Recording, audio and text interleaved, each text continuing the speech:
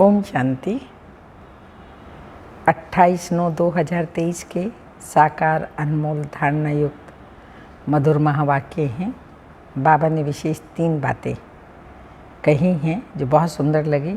शिव बाबा से लव, शिव बाबा का रिगार्ड और शिव बाबा से आशीर्वाद लेना। लव होगा, बाबा से रिगार्ड होगा, ऑटोमेटिकली आशीर्वाद मिलेगी। मीठे बच्चे, बाप से लव और रिगार्ड रखो तो बाप की आशीर्वाद मिलती रहेगी, माया की जंग उतरती जाएगी। क्वेश्चन: इस चैतन्य बगीचे में कई फूल खिलते ही नहीं, कली की कली रह जाते हैं, क्यों? आंसर: क्योंकि पुरुषार्थ में सुस्ती है। याद करने का जो समय है उसमें सोए रहते हैं। सोने वाले अपना समय ऐसे ही गंवा देते हैं। जिन सोया तिन खोया, बंद कली ही रह जाती है। सदा गुलाब के फूल वह हैं जो देवी देवता धर्म के ऑलराउंड पार्टधारी हैं। गीत के बोल हैं, ये वक्त जा रहा है, करना है जो भी कर ले, ये वक्त जा रहा है। ओम शांति। ये किसने समझाया? बेहद के बाप ने समझाया बच्चों को। बेहद की जो घड़ी है उसमें अभी बाकी थोड़ा टाइम अथवा कुछ मिनट रहे हैं। घंटे गए, बाकी कुछ मिनट रहे हैं। जो अच्छे सेंसिबल बच्चे हैं वह जानते हैं नंबर वार तो है ना। गुलाब के फूल होते हैं, उनमें भी नंबर वार होते हैं। यहाँ भी गुलाब के फूल हैं, लेकिन उसमें कोई बंद कली, कोई थोड़ा खिले हुए हैं। तुम्हारा देवी देवता धर्म भी जैसे सदा गुलाब हैं, सदा ऑलराउंड पार्ट बजाने वाले। तुम सभी धर्मों में ऊंचते ऊंच धर्म वाले सदा गुलाब हो। दूसरे धर्म वाले फिर नंबर वार हैं। कोई चंपा है, कोई चमेली है, कोई टांगर है, कोई अक है। बगीचा तो है ना, सभी धर्मों का बगीचा है। बच्चियां जानती हैं ऊंचते ऊंच धर्म है ही देवी देवताओं का। जब सीजन नहीं होती है तब मुखड़ी भी नहीं रहती, कली फूल भी नहीं रहते। बाबा ने आज बगीचे से एक बड़ा गुलाब का फूल, एक छोटा फूल, एक आधा खिला हुआ फूल, एक कली, एक बंद कली, एक मुखड़ी आदि आदि ऐसे वैरायटी ला कर के संदली पर रखा है। अब देखो, मुखड़ी भी कई कच्ची हैं, कोई आधी खिली हुई है, कोई फूल है, कोई बंद कलियां हैं, कोई मुरझा जाते हैं, बिल्कुल खिलते ही नहीं हैं। बरोबर ऐसा है ना। तो बाप कहते हैं बच्चों को, बाबा सावधान कर रहे हैं, बच्चे पुरुषार्थ में सुस्ती ना करो, ऐसी कली के कली ना रह जाओ। कोई आधा में रह जाते नंबर वार हैं, तो समझा जाता है इस हालत में ये क्या पद पाएंगे। समय बहुत थोड़ा है। घड़ी बनाई है, कांटे को अब बदल तो नहीं सकते ना। जो कांटा चलता है तो बाबा ने कहा उसको बदल तो नहीं सकते हैं ना। युक्ति से ऐसे बनाना चाहिए जो निशानी रहे। यहाँ से शुरू हो कांटा, अब यहाँ तक आकर पहुँचा है। 0 से शुरू हो, फिर कांटा 12 तक आकर के पूरा होता है। तो इस चक्र में भी पहले देवी देवता धर्म निकला, अभी है अंत। जब से बाप आया है तब से गिना जाता है। तो बाप कहते हैं बच्चे टाइम वेस्ट मत करो। बाप को याद करते रहो। जितना याद करेंगे उतना विकर्म विनाश होंगे। विकर्म तो सबसे होते रहते हैं। बाबा का बनने के बाद भी सबसे कोई ना कोई विकर्म होता ही रहता है। ऐसे कोई मत समझे हमसे नहीं होता, इतना अहंकार कोई मत रखे। विकर्म तो बहुत ही गुप्त भी बनते हैं, उनसे बड़ी संभाल रखनी है। इस घड़ी से तुमको टाइम का तो पता लग ही जाता है। मनुष्य तो समझते हैं कलयुग अभी बच्चा है, बिल्कुल घोर अंधियारे में पड़े हुए हैं। अभी तुमको मुर्दों को जगाना है। अज्ञान नींद में सोए हुए हैं, ज्ञान नहीं है, मुर्दे बन गए, तो बाबा कहते हैं उन्हें जगाना है। सवेरे उठकर बाप को याद करना चाहिए। जिन सोया तिन खोया, यानी याद करने का जो समय है वह खोना नहीं है, नहीं तो मुर्दे के मुर्दे रह जाएंगे। कोई तो कली रह जाते हैं, बस तूफान में अच्छी अच्छी कलियां भी, तूफान आता है माया का तो अच्छी अच्छी कलियां भी गिर जाती हैं। फूल भी गिरते हैं तो कलियां भी गिरती हैं। फिर जैसे कि कांटे के कांटे ही रह जाते हैं। दैवी घराने में तो आएंगे, सतयुग में दैवी घराने में आएंगे, परंतु प्रजा में आएंगे। तुम हो ही गुलाब के झाड़ के, परंतु इसमें खुश नहीं होना चाहिए। भल मनुष्य गाते हैं फलाना स्वर्ग पधारा, परंतु क्या बना यह भी कारण होगा ना। यह तो बच्चे समझ सकते हैं, जितना बाबा का मोस्ट सर्विसेबल बच्चा होगा उतना वह बिलवेड भी मोस्ट होगा। यह तो कॉमन बात है। सपूत आज्ञाकारी ईमानदार बच्चे माँ बाप को प्यारे लगते हैं। माया बिल्कुल ही बेईमानदार बना देती है, पता भी नहीं पड़ता कि हमसे बड़ी भारी गफलत होती है। बाप कहते हैं जो करेंगे उनको पाने ही हैं, इसमें दूसरा तो कोई कुछ नहीं कर सकता। जो जैसा करेंगे उनको पाना ही है। ऐसा विकर्म नहीं करना जो सजा खानी पड़े। कोई विकर्मों की यहाँ भी सजा पा लेते हैं, अंत में तो मिलेगा ही मिलेगा उस सजा का फल। लेकिन बाबा ने कहा कई ऐसे भी हैं जो ऐसी सजाएं होती हैं तो यहाँ भी सजा पा लेते हैं। कर्म भोग है, गर्भ जेल में भी कर्म भोग है। उनसे बड़ा खबरदारी से छूटना है। माया बड़ी शैतान है, इसलिए बिलवेड मोस्ट बाप को तो हर वक्त याद करते रहना चाहिए। जैसे लौकिक बाप अपने बच्चों को जानते हैं, हर एक माता पिता अपने बच्चे के हर बात जानता है, तो वैसे परलौकिक बाप भी हर बच्चे को जानते हैं। बाप खुद बैठ बतलाते हैं, मैं एक ही इस तन में आता हूँ, कितने ढेर बच्चे हैं, अजुन तो ढेर आएंगे। झाड़ बढ़ता है, भगवान के आगे भक्तों की भीड़ होगी। शिव के मंदिर में इतनी भीड़ नहीं होती, यहाँ तो तुम समझते हो कितनी भीड़ होगी। सूर्यवंशी चंद्रवंशी राजधानी स्थापन होनी है। इन बातों में बुद्धि बड़ी विशाल चाहिए। बरोबर भक्त जो इतनी भक्ति करते हैं उनके सन्मुख भगवान आएंगे तो कितनी भीड़ होगी। तुम जानते हो बाबा हमको राजयोग सिखला रहे हैं, परंतु घर में रहते हुए फिर भी भूल जाते हैं। ये ऐसी विचित्र बात है, जो साथ रहते भी फिर भी भूल जाते हैं। घर में रहने वाले तो भूल जाते हैं, लेकिन बाबा के साथ रहते हैं, बाबा के घर में रहते हैं, वो भी भूल जाते हैं। कारण इतना लव रिगार्ड नहीं रहता। सुई को कट लगी हुई होगी तो वह चुंबक को खींच नहीं सकती।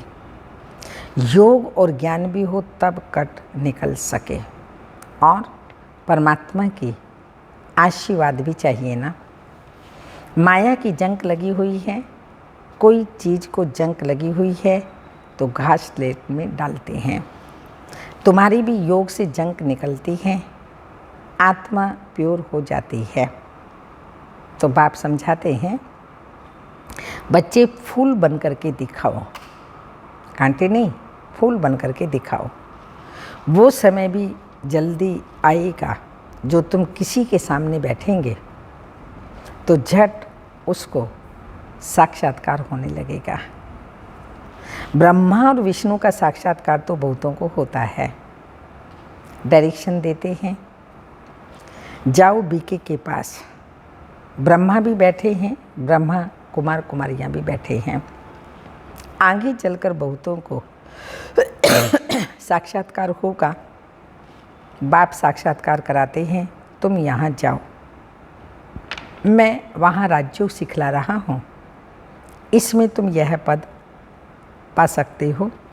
है भी सेकंड की बात, मन मना भाव। मुझे याद करो तो तुम सूर्यवंशी बन जाएंगे।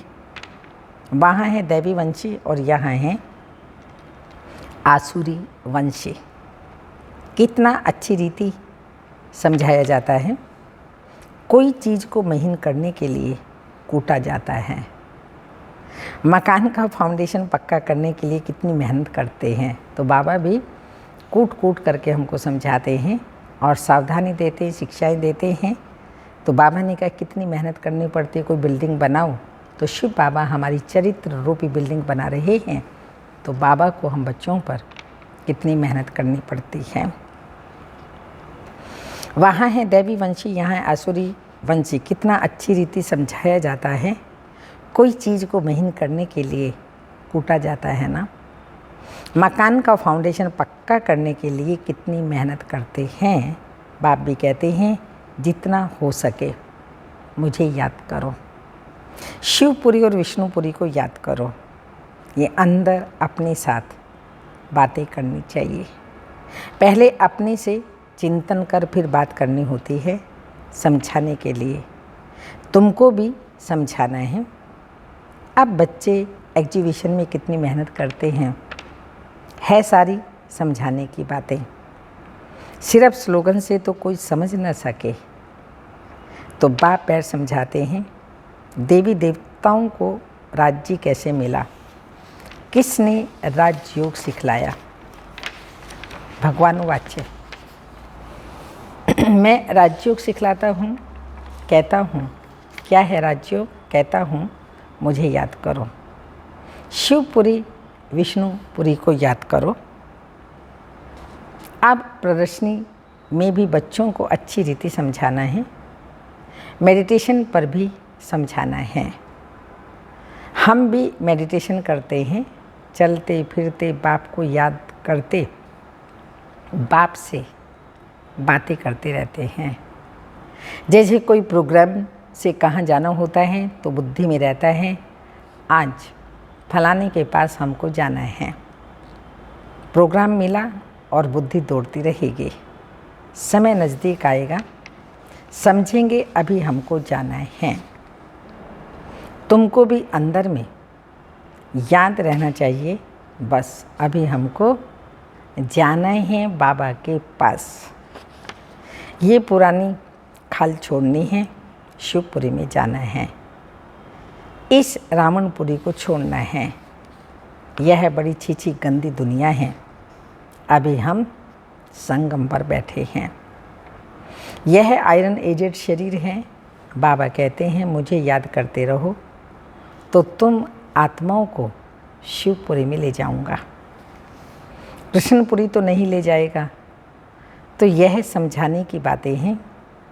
अब बाप कहते हैं मुझ शिव बाबा को याद करो। अभी तुम राजयोग सीख रहे हो, तुमको शिवपुरी में आना है। फिर विष्णुपुरी में चले जाएंगे। शिवपुरी परमधाम से विष्णुपुरी स्वर्ग में चले जाएंगे। यह समझाना तो सहज है ना। शिवपुरी मुक्ति से होकर के विष्णुपुरी जीवन मुक्ति में जाना है। सभी का बाप एक है। मुख्य यह ही समझाना है।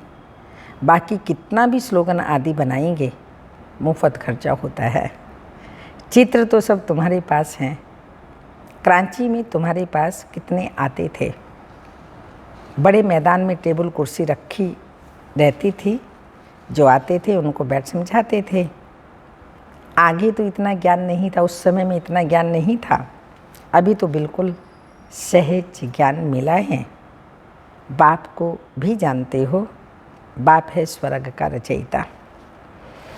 उनका फरमान है, मुझे और वर्षे को याद करो, चित्र दिखाकर इस पर समझाओ। आगे तो समझाने से सुनते सुनते ध्यान में चले जाते थे। उसी समय तो तुम छोटी छोटी कलियां थी। बाबा का सारा चमत्कार था। रस्सी खींच लेते थे। छोटे छोटे बच्चियों को भी साक्षात्कार होते थे। बाबा रस्सी खींच लेते थे, बुद्धि रूपी रस्सी। अभी तो समझाने की बहुत ज़रूरत है। आजकल तो आदमी भी बड़े खराब हैं। फार्म भराने बगैर ऑक्यूपेशन का पता पड़ न सके। जैसे वह बैरिस्ट्री आदि पढ़ाने वाले टीचर्स होते हैं ना, कि बेहद का बाप कितना बड़ा टीचर है। वह टीचर तो करके बैरिस्टर बनाएगा। बीच में शरीर छूट गया तो बैरिस्ट्री भी ख़त्म। ऐसे थोड़ी दूसरे जन्म में वह चलेगी। यहाँ तुम जो कुछ करते हो वह तुम्हारे साथ जाता है। आत्मा में संस्कार रहते हैं। हाँ, छोटे बच्चे को ऑर्गन्स छोटे हैं, इसलिए बोल नहीं सकते। कर्म इंद्रियों से कुछ कर नहीं सकते, परंतु संस्कार तो ले जाते हैं ना। यह है अविनाशी ज्ञान। बड़ा होकर फिर आए ज्ञान लेंगे। वह आत्मा फिर से आएगी जरूर। कहाँ ना कहाँ किसका कल्याण करेगी। अपने माता पिता को भी इस तरफ खींचेगी। देखते हैं कई छोटे बच्चे होते हैं, माँ बाप उनके कारण से बाबा के बन जाते हैं, तो बच्चा ही उन माँ बाप को लाता है।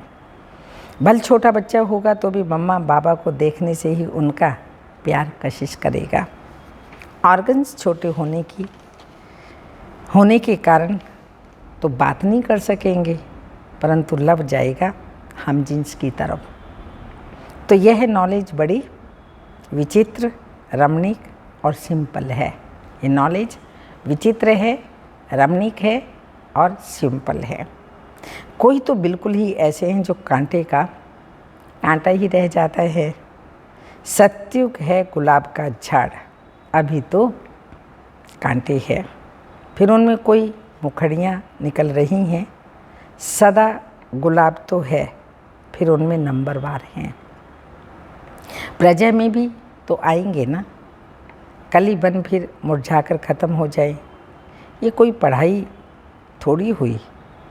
मुखड़ी बंद की बंद रहेगी तो प्रजा में चले जाएंगे। बाबा पढ़ाई पढ़ा रहा है और वो बाबा ने कहा मुखड़ी की मुखड़ी खिलती नहीं है, तो ये कोई पढ़ाई थोड़ी हुई, पढ़ाई थोड़ी पढ़ी उन्होंने। कली बन फिर मुरझाकर ख़त्म हो जाए, ये कोई पढ़ाई थोड़ी हुई। मुखड़ी बंद की बंद रहेगी तो प्रजा में चले जाएंगे। जो फूल बनते हैं वो राजाई में आ जाएंगे। बाबा बगीचे में जाते हैं तो बच्चों को समझाने के लिए फूल भी ले आते हैं। अगर अभी पुरुषार्थ कर फूल ना बने तो बाद में बहुत पछताना पड़ेगा। एक तो विक्रमों का बोझा सिर पर है ही, फिर और ही सजा खाकर प्रजा में पद पाना। वह किस काम का हुआ यह तो समझते हो। हमारी दैवी राजधानी स्थापन हो रही है। हर एक को समझ सकते हैं कौन क्या क्या बनेंगे। दिल में रहेगा ये कहाँ तक पढ़ रहे हैं, क्या बनेंगे। अच्छा पढ़ने वाला होगा तो अंदर प्यार करते रहेंगे, बाबा से बेहद प्यार होगा। समझेंगे ये राजाई में आएंगे, आगे चलकर तुमको बहुत साक्षात्कार होंगे। ना पढ़ने वाले फिर बहुत पछताएंगे। समय बहुत थोड़ा है, फिर इतना गैलेप कैसे करेंगे। बाप कहते हैं सच बच्चे बनकर और फिर अगर विकर्म करेंगे तो 100 गुना दंड भोगना पड़ेगा। जेल में जाने वाले कई चोरों का धंधा ही यह हो जाता है, सज़ा खाना, जेल जाना। डरते ही नहीं हैं, चोरी करेंगे और फिर जेल जाएंगे। अभी तुम पुरुषार्थ कर रहे हो ऊंच से ऊंच महाराजा महारानी सूर्यवंशी बनने का। नंबरवार तो है ना, जो भागंती हो जाएंगे उनका क्या हाल हो जाएगा। बाप कितना अच्छी रीति समझाते हैं, परंतु तकदीर में नहीं है तो समझते ही नहीं। फिर तो तदबीर कराने वाला क्या कर सकता है। बाप तो कहते हैं फूल बनो, बाप को भूलो मत। ऐसे बाप का हाथ कभी नहीं छोड़ना। माया अजगर कच्चा खा जाएगा, ऐसी गफलत नहीं करनी है।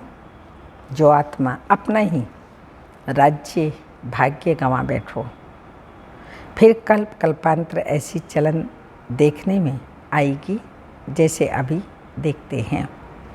कोई की सतो प्रधान चलन, कोई की रजो, कोई की तमो, आदि आदि। ग्रहचारी भी अच्छे अच्छे बच्चों पर बड़ी कड़ी बैठती है, अंदर के काले बाहर के अच्छे। गफलत होगी तो आत्मा काली हो पड़ेगी। परछाया काला पड़ता है, इसलिए बाबा कहते हैं एक कान से सुन, दूसरे कान से फिर निकाल दो। इविल बातों के लिए कान बंद कर दो। अच्छा, मीठे मीठे सिक्के लदे बच्चों प्रति माता पिता बाप दादा का याद प्यार, गुड मॉर्निंग डायमंड मॉर्निंग। रूहानी बाप की रूहानी बच्चों को नमस्ते।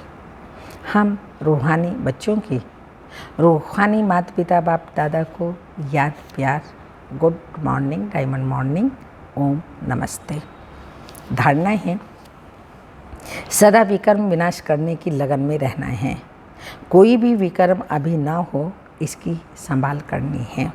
सेकंड पॉइंट, माया की ग्रहचारी से बचने के लिए ईविल बातों से कान बंद कर लेने हैं। अपनी चलन सतो प्रधान बनानी है, अंदर बाहर साफ रहना है। वरदान, बैलेंस द्वारा ब्लिसफुल जीवन का साक्षात्कार कराने वाले सर्व की ब्लेसिंग के पात्र भाव। स्पष्टीकरण, बैलेंस सबसे बड़ी कला है। याद और सेवा का बैलेंस हो तो बाप की ब्लेसिंग मिलती रहेगी। हर बात के बैलेंस से सहज ही नंबर 1 बन जाएंगे। बैलेंस ही अनेक आत्माओं के आगे ब्लिसफुल जीवन का साक्षात्कार कराएगा। बैलेंस को सदा स्मृति में रखते हुए सर्व प्राप्तियों का अनुभव करते रहो तो स्वयं भी आगे बढ़ते रहेंगे और अन्य आत्माओं को भी आगे बढ़ाएंगे। स्लोगन, महावीर वह है जो हर मुश्किल को सहज कर पहाड़ को राई व रुई बना दे। महावीर वह हैं जो हर मुश्किल को सहज पार कर पहाड़ को राई व रुई बना दे। वरदान है आज अव्यक्त इशारा। अब